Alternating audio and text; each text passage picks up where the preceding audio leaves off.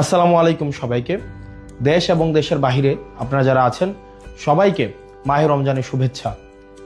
রমজান আমাদের মাঝে প্রত্যেক বছর আসে আত্মশুদ্ধির উপলক্ষ নিয়ে।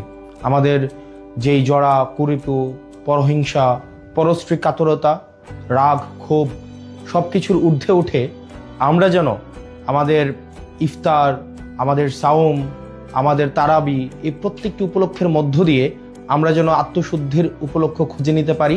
আল্লাহ আমাদের সেই তৌফিক দান করুক এবং সবাই যেন আমরা এই পরিশুদ্ধির মধ্য দিয়ে আমরা যেতে পারি এবং আমরা তাকওয়া অর্জন করতে পারি। এই রমজানে প্রত্যেক বছর দেখা যায় কিছু অসাধু ব্যবসায়ী সিন্ডিকেট প্রতি বছর এই রমজানের উপলক্ষে তারা দ্রব্যমূল্যকে পুঁজি করে, দ্রব্যমূল্যকে একরকমের সিন্ডিকেট করে আমাদের সাধ্যের বাহিরে নিয়ে যায়।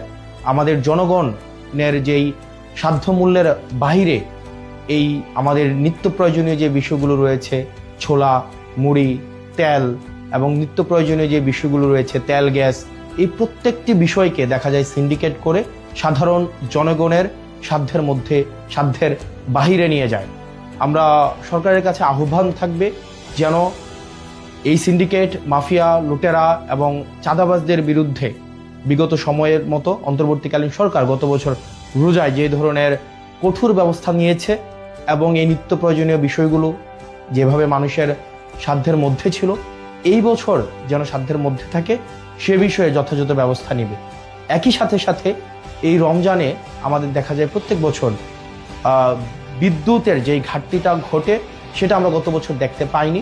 আমরা প্রত্যাশা থাকবে প্রত্যেকটা মুসলিম যেন এই রমজানে তার ইবাদত ভালোভাবে করতে পারে, নির্বিঘ্নে করতে পারে।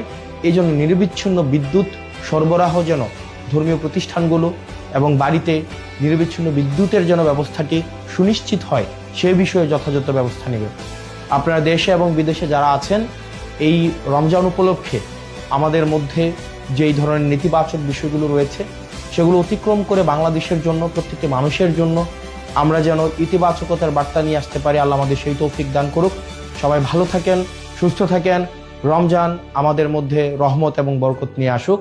আসসালামু আলাইকুম ওয়া রাহমাতুল্লাহি ওয়া বারাকাতুহু।